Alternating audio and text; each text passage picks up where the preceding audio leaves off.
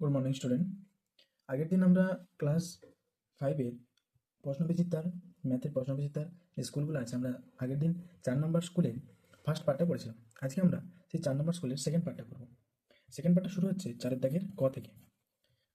বলেছে 627কে স্থানীয় মানে বিস্তার করে যোগ করো, অর্থাৎ 627 একে স্থানীয় মানে বিস্তার করে যোগ করতে হবে। কত হবে না, 6-এর স্থানীয় মান হচ্ছে 600, 2-এর স্থানীয় মান 20, 7-এর স্থানীয় মান 7 সমান হয়ে গেল 627। ক্ষয়ের দাগ 4-এর দাগে খ। বলেছে ভাগ প্রক্রিয়ার সাহায্যে 28 ও 35-এর গসাগু বের করো। 28 এবং 35-এর গসাগু বের করতে হবে কোন প্রক্রিয়ার সাহায্যে? ভাগ প্রক্রিয়ার সাহায্যে। তাহলে 28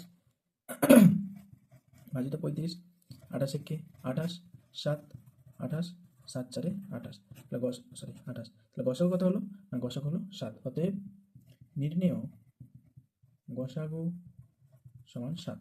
এটা হলো ভাগ প্রক্রিয়ার সাহায্যে গসাগু নির্ণয়। পদ্ধতিটা তোমরা সবাই জানো। গ, যদি না জেনে থাকো পদ্ধতিটা কমেন্টে জানাবে, আমি পরের দিন তোমাদেরকে করে দেবো, পদ্ধতিটা বুঝিয়ে দেবো। একটি মেলার প্রথম দিনে 28,232 জন লোক এসেছিল, পরের দিনে 17,437 জন লোক এসেছিল। প্রথম দিনে কত লোক বেশি এসেছিল? তাহলে কত লোক বেশি এসেছিল কীভাবে বের করবো?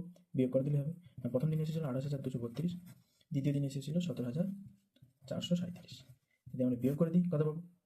7 কত এবার 5 দিতে, 3 একে 4, 4 করতে 9 দিতে, হাতে আছে 1, 4 একে 5, 5 এবার 7, হাতে আছে 1, 7 একে 8, 8 0, 1। তাহলে কতজন বেশি এসেছিল না, 10,795 জন। প্রথম দিনে 10,795 জন লোক মেলাতে বেশি এসেছিল। ঘয়ের দাগের বলেছে 14 ও 21-এর লসাগু নির্ণয় করো। 14 এবং 21 কোনো প্রক্রিয়ার সাহায্যে লসাগু নির্ণয় করতে হবে সেটা বলে দেয়নি, তো আমরা যে কোনো প্রক্রিয়ার সাহায্যে লসাগু করতে পারি। হর্স ভাগ প্রক্রিয়ার সাহায্যে আমরা লসাগু করবো। 7 2 14, 7 3 21। তাহলে লসাগু সমান কত? লসাগু সমান হলো 7 × 2 × 3 সমান 3 2 6, 6 7 42। লসাগু কত হলো? 42। এরপরে আছে বলেছে 21,320 দিন সমান কত মাস কত দিন। এই অঙ্কটা আমরা এর আগের স্কুলে করে দিয়েছিলাম, ঠিক আছে? তোমরা যারা এখনো দেখোনি, তোমরা ওপরে আই বাটনে বা নিচে ডেসক্রিপশনে লিঙ্ক দেওয়া থাকবে, সেখানে গিয়ে আগের স্কুলে এই অঙ্কটা আছে, এই অঙ্কটা সেখানে করে দিয়েছিলাম, তোমরা দেখে নেবে।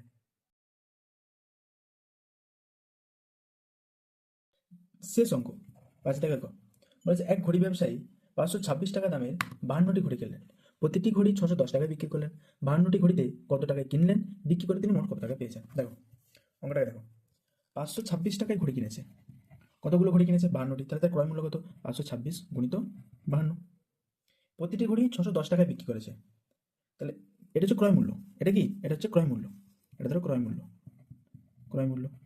বিক্রয় মূল্য কত?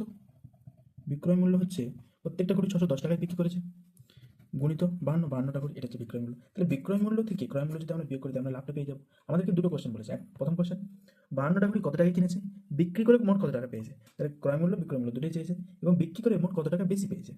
তাহলে 526 গুণিত 52 আমরা যদি গুণ করবো, 526 গুণিত 52, 2 6 12, 2 দিয়ে 4 কে 5, 2 5 10, 6 5 30, 5 2 10 3 13, 5 5 25, আর একে 26। তাহলে কত হচ্ছে? 2 5 3 7 2, 27,352 টাকা। ঠিক আছে? এটা কি ক্রয় মূল্য? বিক্রয় মূল্য কত না, 610 গুণিত 52।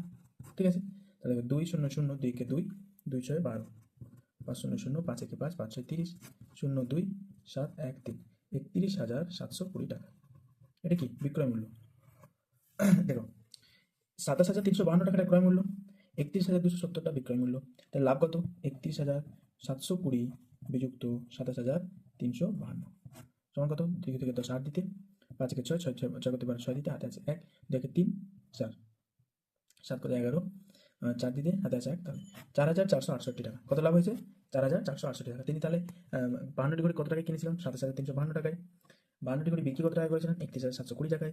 তিনি 52টি ঘড়ি বিক্রি করে কত টাকা বেশি পেয়েছিলেন? না 4,468 টাকা। এগুলোকে এবার তোমাদেরকে কোথায় লিখতে হবে? অঙ্কটা বুঝতে পারলে? ক্রয় মূল্য, বিক্রয় মূল্য আর লাভ সমান হচ্ছে, তোমরা ছোট্ট করে লিখতে পারো যে লাভ সমান হচ্ছে বিক্রয় মূল্য বিযুক্ত ক্রয় মূল্য।